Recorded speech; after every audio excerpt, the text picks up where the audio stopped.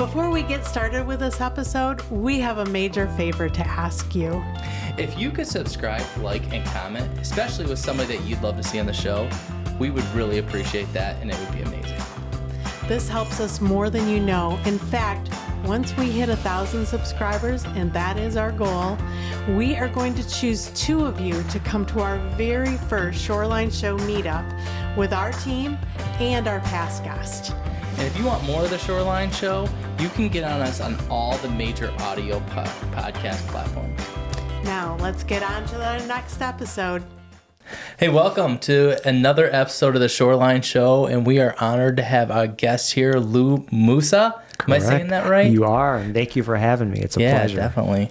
Yeah, we're excited to have him on. He's done a lot in the music industry. Yeah. So we haven't had a lot of musicians here on the Shoreline Show. Well, so we're not?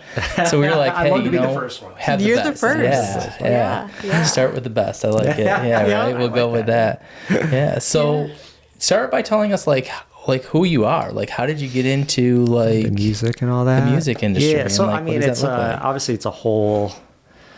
It's my whole childhood. Yeah. So when growing up from an Italian family, immigrants actually, there was a lot of music, and where I was from, Rockford, Illinois. Okay. Not Rockford, Michigan, Rockford, Illinois. It was a community of. It was kind of the sister city of where my dad was from in Italy, Ferentino. They had a sister city in Rockford, Illinois, which I have no idea why. But it had to do with the Catholic Church. It was St. Anthony Church. Right. Was the thing that kind of the Roman Church and all that stuff. So when my dad and my uncle and all their families came over, they went to Rockford. And back in the 60s or late 50s, there was the neighborhoods were all kind of separated. So all the Italians were in one area, the Irish were in another. So it was all like that. So growing up, it was just a community of all these family friends that were coming in to visit or looking for places to live and find the American dream, And so there was lots of parties growing up, and when at the time I hated it as a kid. It was like embarrassing in front of my friends, because they didn't understand like why is my family? I can't understand them. Why are they so loud? And it's just the way they talk. And Italians are noticed to be like all they're not yelling. They're not yelling. They're just that's how they talk. That's how they are. And it was just there was always stuff going on at my house or my uncle's house. And so it was always music, entertainment, a lot of partying with family and friends that would come and visit.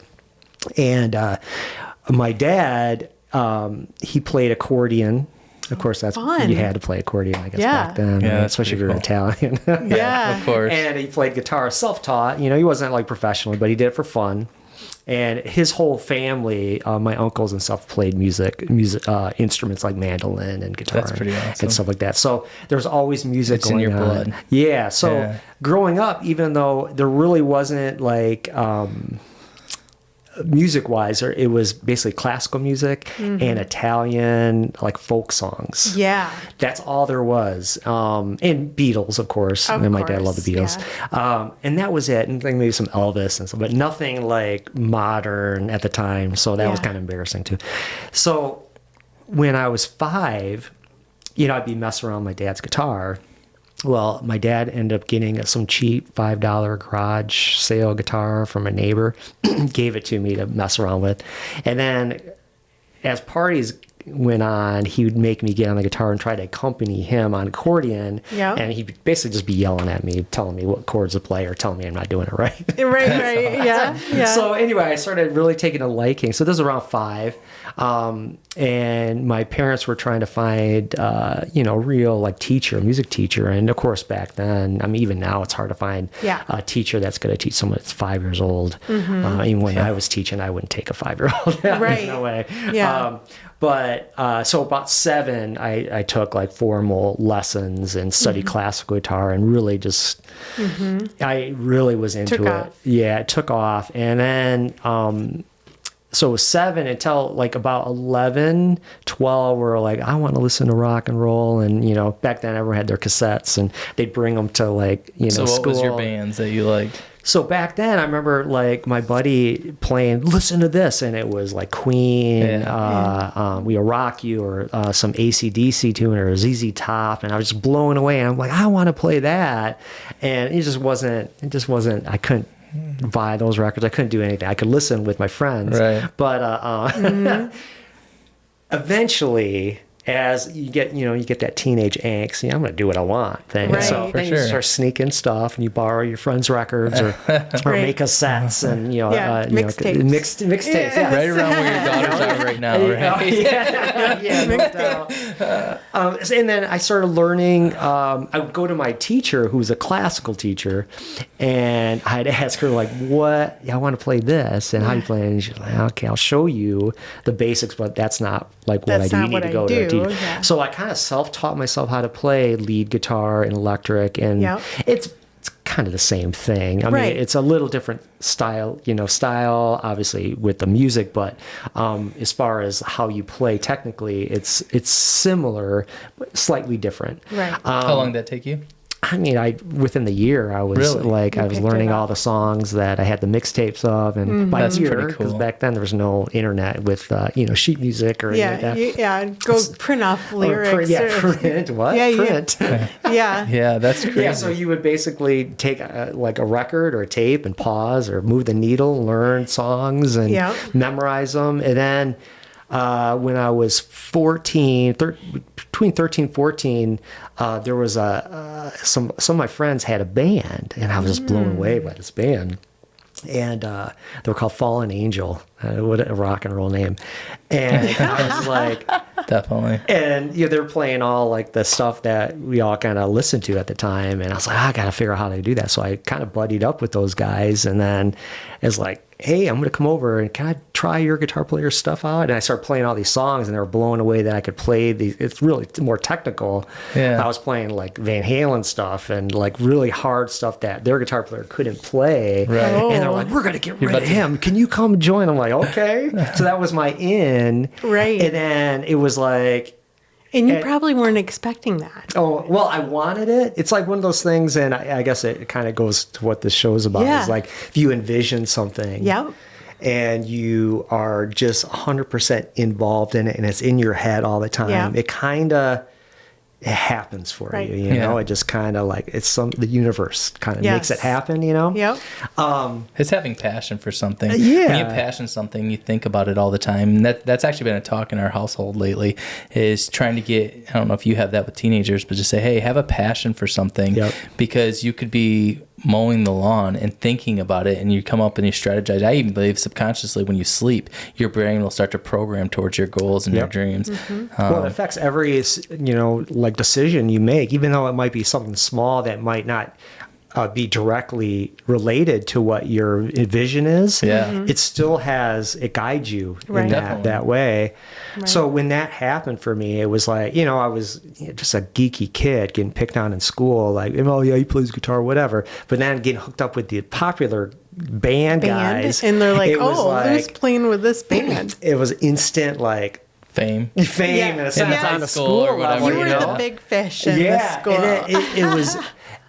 I remember we had a gig. We were so excited to do a gig, and it was this place called Skateland in Rockford, Illinois. It was like we're skating rink. We always go there, and you take your girlfriend or whoever and slow skate backwards, wherever that was.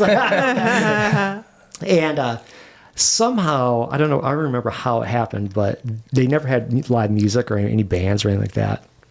They asked us to play there, and fun. There was such a talk about this name, Fallen Angel, and there was a big hype that we just basically made up, and the other guys that were in the band just made up. Right. And we booked it, we did flyers to all our classmates.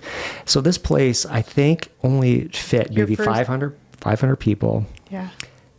We only had enough material for maybe a set, so maybe 30 minutes. Yeah. We had to play the whole night. Yeah, we had Clueless on this. Now, back then, I would do stuff on my own. Yeah.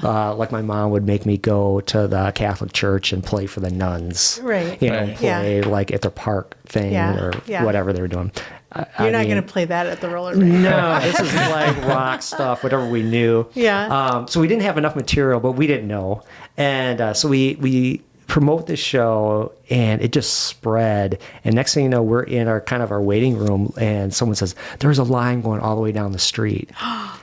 So it turned out there were 700 kids that came to this show, which, I mean, I assumed the fire marshal would have come and shut it down because there's no way that all these people fit in there, but they jammed them in because there was a cover, to get in. Yeah. And we didn't make any money, but the venue loved us. Yes, they did. Sure I remember we played, and then it was like, okay, all our songs are done.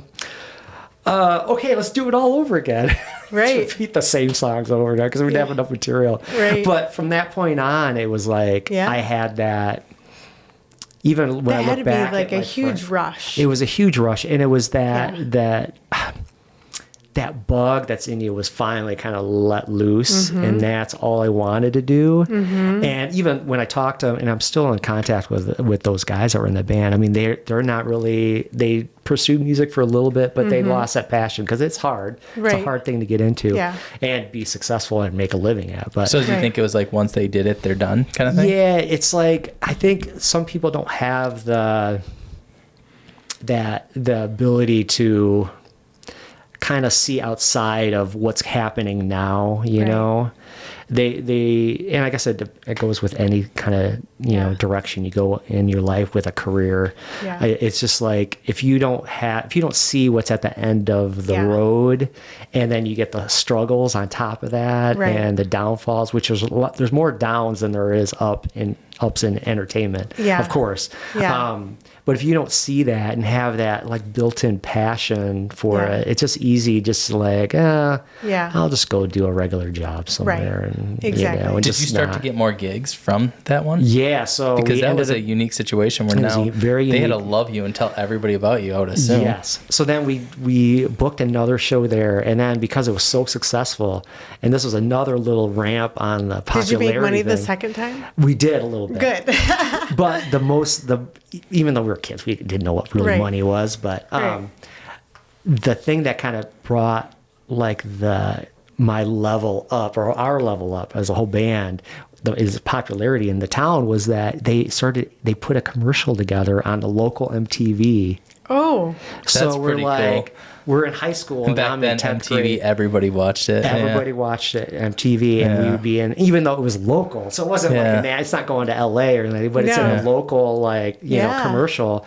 And every hour it would be on a loop thing. And, and I remember just going to school and like, we saw you in, you were a celebrity in school. I mean, I mean, it was awesome, and we of course ate it up. Right.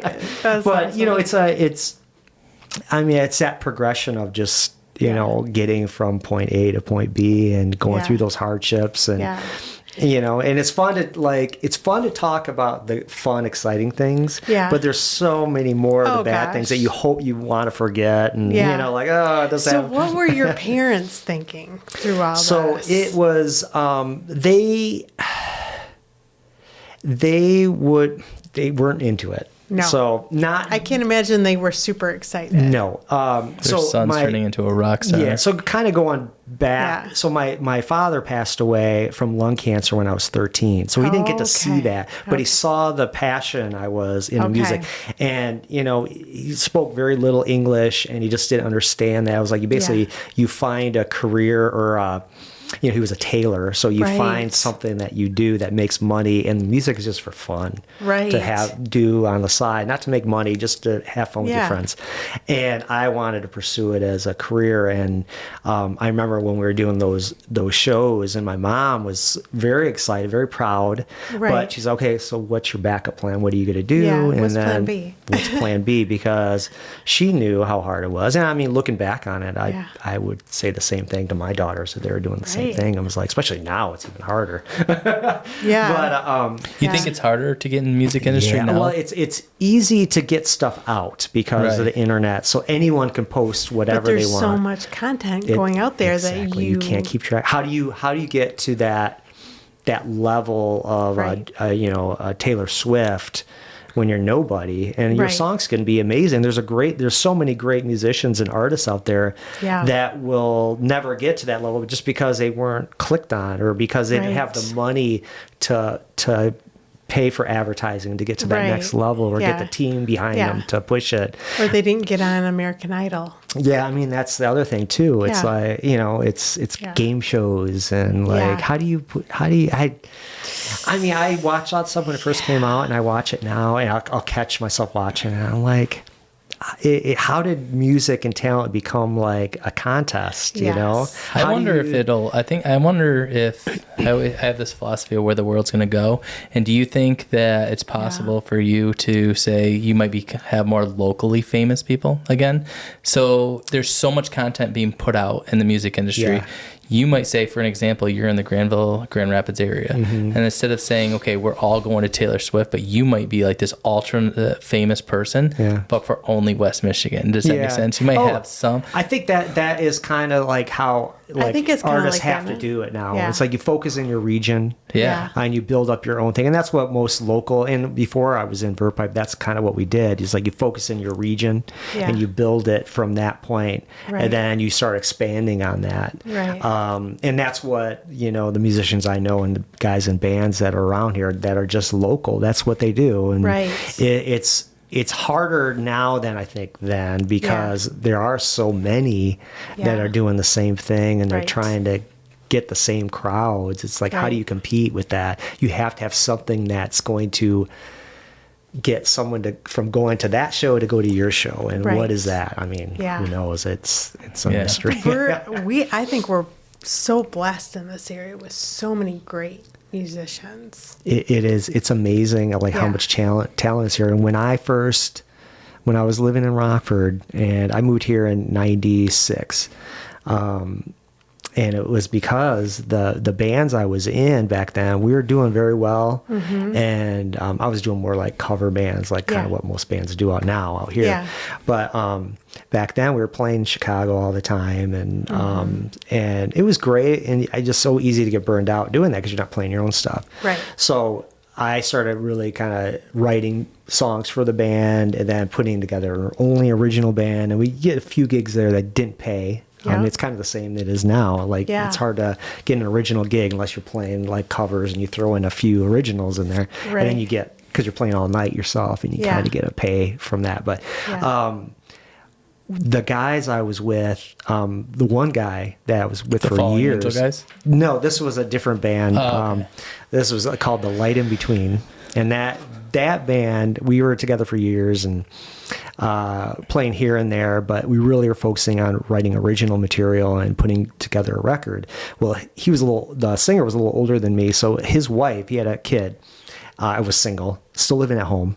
And his wife had a job opportunity to go, because she was a math professor, to go. They were originally from Michigan, so I didn't know anything about Michigan. I just knew where it was on the map. I've never been to Michigan. And he comes up to me, he's like, "Hey, we're going to be moving back to Michigan. My wife got a job in Grand Rapids at Grand Valley." And I'm like, "What? Like, what about our music? That kind of stuff." And he's like, "Well, there's a lot of stuff happening in Grand Rapids, more stuff happening in Grand Rapids at the time, mid-'90s, than there was in Rockford or even Chicago." Oh, that's interesting. And Verve Pipe was just starting to get kind of popular. It was before they really hit it big. And he's telling me, there's this band Verve Pipe, and then there's other bands and stuff like that. And I was like, well, I'll tell you what, I'm single, live at home. It's getting kind of embarrassing that I'm still at home. Maybe I'll just How old were you at this time? I would have been 23, 24. All right. Okay. So, anyway, I come out here and check it out, and to this area. Yeah, to actually Grand Rapids. Yeah, and just kind of would commute back and forth. Like I was working like a regular day job. It's not that far. It's 4 hours. 200 something miles. And I was working a regular day job with like really good pay, benefits, and I was kind of going in that direction like a lot of my friends went. Right. And I was like, I didn't see myself in there. I wanted to pursue that next step. So this was in my mind. I was like, this might be the opportunity. Then coming here and then meeting the local musicians, right? Because I didn't know anybody other than my buddy that came on. Just like going to. So when I first came here, my singer friend was. He had a job working at the music store called Pharaoh's Music. Yep. And it was probably a good 6 months before I ended up coming out here after that, because I had to, figure out what I'm going to do, like for money. Where am I going to work? Where I'm going to work, what am I going to live? But it's cheaper over here too, right? Was it back then? It was probably about the same, I think. Okay. Yeah, I think now it's not. I think it's more expensive more now. expensive now. But at the time, it was probably about the same.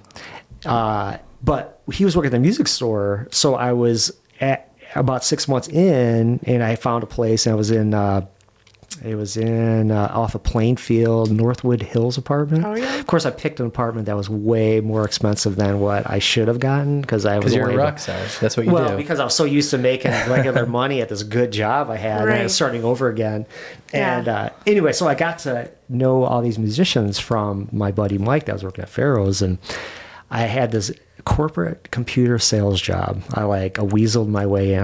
I never did sales before in my life, ever. Yeah. And I was working in Grand Rapids off of Beltline. I'm not going to mention the company name, but they just did corporate computer sales. And they were really big, and I schmoozed my way in there. Became like an account manager. That's hilarious. And of course, I didn't know what I was doing. And it was a commission-based thing. So I wasn't making any money, and I remember telling my boss, I'm like, dude, I can't keep doing this. I got to make some real money. So I started teaching. I was teaching in Rockford, by the way, part-time. Music? And then, guitar. I was teaching guitar and bass and stuff like that, and songwriting.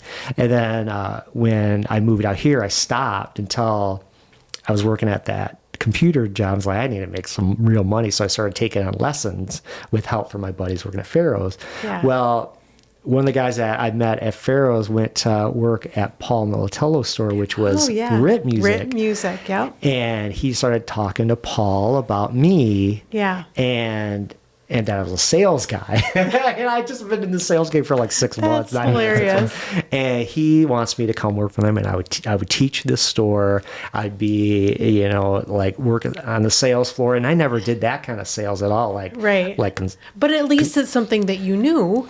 That was my in, because I was dealing with stuff. I knew everything about instruments. And then I kind of knew the people by then, like the local musicians. Yeah, it sounds like it would be a good gig for you. It was so much fun. Yeah. Again, so out of my element to deal with customers like that, one-on-one. I was like, oh, but I loved it, and initially. But then retail is tough. That's a tough business. Yeah. But when I started doing that gig and teaching, that's where I started meeting the guys from the band, the Verve Pipe. And different. Are they from Grand Rapids? Yeah, so Lansing and Kalamazoo, but the main hub is Grand Rapids. And actually now everyone lives in Grand Rapids. So, but yeah, I got to meet Brian, and then the other guys in the band, and the guitar player. It's funny, I became really good friends with him, the original guitar player, and he ended up quitting the band, and he ended up working at the music store, and I had to train him how to use what to do, how to write up a receipt and stuff like that. And then it was just. And then you took his position. Well, a few years later, just an opportunity came to hey, we need a guitar player, and that guy doesn't want to do it. Can you do it? And I'm like, yeah. Where's the gig? It's in Hawaii. I'm like, oh, okay. Exciting. That was my first gig. That would have been 2008, I think. Yeah, so you guys you travel around pretty. Oh yeah, we were doing back then too. We did a USO tour, so we were in Europe and did stuff like that. Now it's more, it's all around the United States mostly. We're in Canada. So you got into Verve Pipe around 2008? 2008, yeah. And then when I first, I knew Brian, I knew all the guys because I worked with Brian on some of his solo stuff that he was doing. Yeah. And back then I was doing a lot of commercial stuff. So I was getting calls to hey, we need you to play on this commercial thing. I'd go to whatever studio it was and play, and for a Meyer commercial or whatever it was.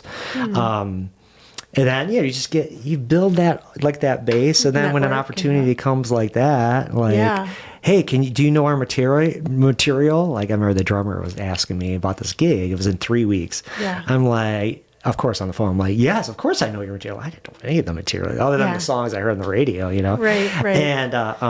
And you're a quick study though, so you he said, okay, well, awesome, man, we'll do this gig and we'll see how it goes. I'm like, okay. He sends me the songs, and I just woodshed for 3 weeks. Yeah. Fly out there, play the gig, and they loved it. And they basically were like, hey, would you like to do more? Nice. I'm like, yep. Hey, and then this was the weird thing. The drummer, Donnie, was like, hey, we're working on a kids record. Do you want to be involved with that? Of course, I said yes. I'm like, what did he just say? A kids record. What's a kids record? Well, so the Verve Pipe had the big hit in the 90s, 97, right? Yeah. And they were signed to RCA for a few years after that, and they had like a 3 record deal. Well, 9/11 happens, NSYNC sues RCA. They win the lawsuit. I assume to not hurt so bad financially, they start dropping all these bands. Verve Pipe loses their contract with RCA, and so it would have been 2001 up until about 2009. There was really nothing going on other than just one-off gigs here and there. Right. Like, hey, we got a gig here. Let's play this gig. And so when I came on board, they were doing this charity event with Meyer for a song, and then it was a very successful song. And then they asked, hey, do you want to put a whole new record together? And that's where I came along, but I didn't know what was going on. And then they played me some of the song ideas they had. I'm like, this is awesome. Right. And then when we released that first record, it became a top 10 in iTunes hit in the kids charts, and it just kind of skyrocketed the band back up. And now we're doing tours. We're doing the USO tour. We're doing tours all over the country. There, or? Well, we're doing a mix. We're doing kid shows during the day, which were very hard because you got to be entertaining for kids. When you say kids, how old? Well, 13, 14, 15? No, like we're talking about like 5-year-old on up. Really? Yeah. And of course their parents, because the songs, if you listen to those songs from those albums, they're really about being a kid, not necessarily like, the Wiggles kind of stuff. Right. But so that parents were bringing their kids there because it was kid friendly, but they're amused by it because they're telling stories about being a kid. Right. So it was a ball. I mean, we play 2 shows a day. We play a kid show during the day. Yep. And then they clean up everything. That's kinda cool. And there was a whole thing with cereal and stuff that we had a song cereal. And then we would do the rock show at night. Nice. And all the same parents would show up later. Yeah, it would be without the kids. Yeah. We're going to bring them home. So we did that, and then we did the second record, which was also equally successful. And then it was like, okay, we're back. Right. We need to do a rock record, and the last record came out in 2000. So it was like, let's do a rock record, and let's all write songs for it. So I was able to do my songs on there, and everyone else has put their songs in there, and that would have been 2014, I think. Okay. That record came Overboard. Yeah. And then from that point on, it's just been trying to release a record every 2 years. So right now we're finishing up a new record that'll hopefully be out next year sometime. Okay. Do you ever think about playing like the accordion, like your dad did? No, I still have my dad's accordion. Yeah. It's just kind of a cool thing. It's such an odd instrument, and do you how to speak fit Italian? that in? Yeah, how do you fit that in? And what on those kids records? Oh, if you listen to them, there was accordion, there was horns. Yeah. We used to, when we played those kid shows, it was a 10-piece band, so we'd have a whole horn section. That's pretty cool. Oh, and our keyboard player would play accordion on a few songs, and I'd play banjo and ukulele. It was fun. It was a lot of work because if you're not entertaining the kids, and they start whining to the parents, well, then it's done. It's done.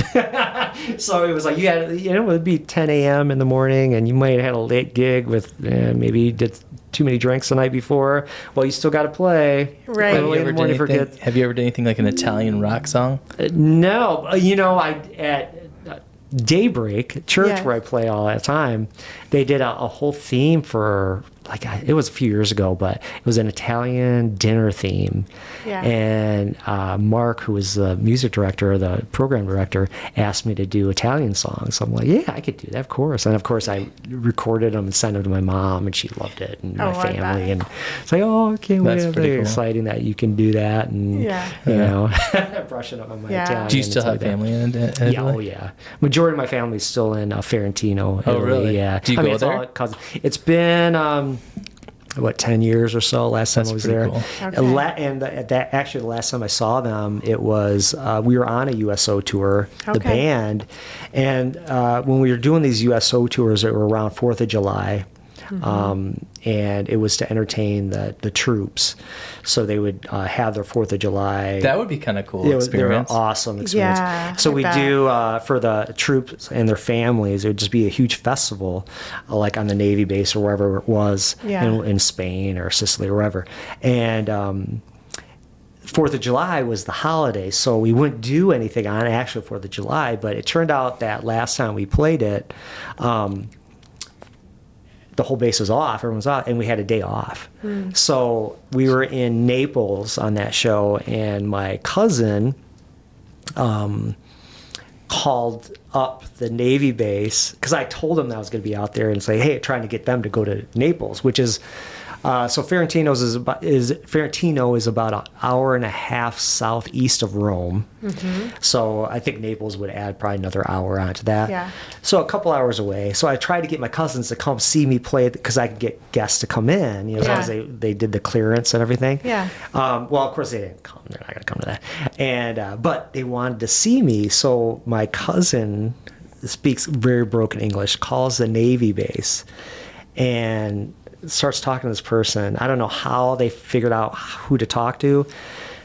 We get to the venue and in Naples, and this officer is like, hey, is there a Lou Musa here? There's this guy I don't understand. He's been calling like every few hours trying to get a hold of you. And I'm like, yeah, it's me. I'm sorry. I pick up. His name's Massimo. And he's like, I'd be there tomorrow, pick you up at whatever time. I'm like, wait, what? And there's like, click. I mean, how does he know where I'm at? Right. So I'm just like, I just waited the next day. Yeah, did he find you? He ended up calling me, and back then we had the flip phones. Oh, yeah. So my phone actually was the only phone that worked, because you remember you had to do like the international when you go over there. So mine somehow worked, and so I was the only one with the phone. So he ended up calling the naval base. The naval base gave him our manager's number, and the manager gave him my personal number. Yeah. And then called me and like, I'll meet down the street. So we drove from Naples. Do you speak Italian? I'm a little rusty right now. So you could understand it? Yeah, I can understand it. Okay, cool. Yeah.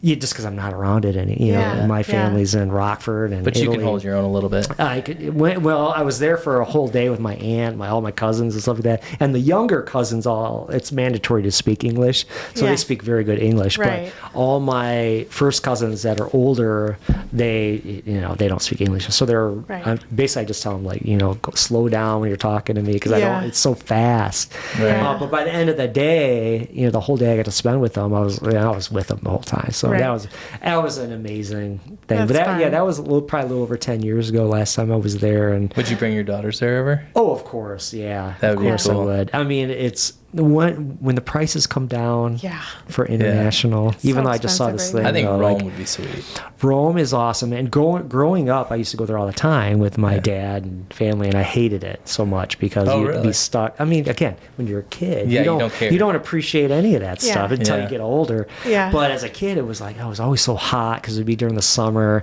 and then we always had to stay with our family. So you'd be in this flat, a 2-bedroom flat, and it'd be 20 people, like with kids. We'd all be out on the floor, no AC, no refrigerator. I mean, the refrigerator was like a little ice box, and a shower. There was no heat. There was like a little cup you plug into the wall, and it just drip on. Oh, it was the worst. But looking back on that, I was like, oh, that was a great experience, and just kind of running around the streets of Rome, and that's crazy.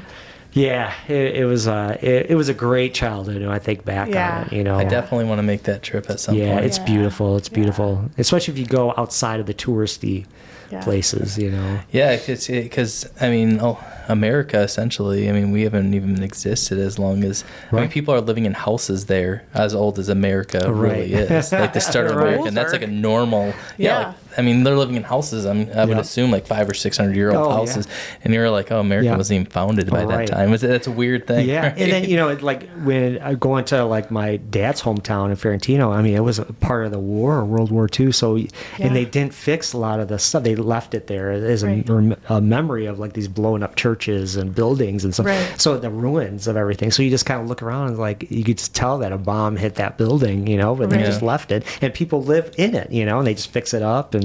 It's an interesting thing too out there is you don't necessarily show your wealth on the outside of the house, so like you look at these are shacks, like they look like slum houses. You go inside and they're just beautiful, like marble floors all over the place. But it's almost like it's weird. It's different with fashion. With fashion, you want to be all done up, exactly. But anything else, like a car or like a home, you don't want to like. I found the same thing in Israel when I was there. I thought, did you feel that? You went to Israel, didn't you? I went to Israel. I felt like when I was in Israel, there's the same thing. When I was on the outside of some of these buildings, like these hotels would look like dumps. You're like, I'm not staying there. And then you go in, you're like, this thing's ridiculously nice. Like you said, just like marble floors and so I know what you're talking about. It's interesting. Like it's just interesting because they don't want to make a scene. But yet they want to make sure that they fit into the scene. It's a weird dynamic. It's a weird dynamic. That's pretty cool. But so it's definitely, I would recommend going there. Of course, it's beautiful, and on those USO tours, I've never been to like Spain. So Spain was beautiful as well. How many different countries have you been to? So like the times we did those, it was always the same. So it would start in Spain, it'd go to Sicily, it'd go to Italy. And then we play multiple shows within those. I can't imagine how cool that'd be. Growing up, you just take a 4-hour train ride to France. Right. You're in France. So it was like, I've been there and Germany and stuff like that. But it's not like... Right. So you didn't grow up in the United States? No, I grew up in Rockford, but that's what I thought. Because my family, my dad was from Ferentino, like he had to see his family, so I'd go. My whole family would go when we could afford it to go out there all the time and visit. And but then you take, because he wants to show you, France or Germany, and you just get in a train and go and fun. Yeah, that's fun. So it was a good time. That would be a sweet trip, and just the history and everything. Well, and you're getting wined and dined too, so that's the other. I'm sure your family. I mean, that's one thing Italians are known for, is feeding you well. Coming. Oh yeah, the food. It's just never ending. Eat some more. Eat some more. Aren't you hungry? Don't you like my food? Right. Yes, I'm full. Right. I mean, it just I recommend it for everybody to go there for sure.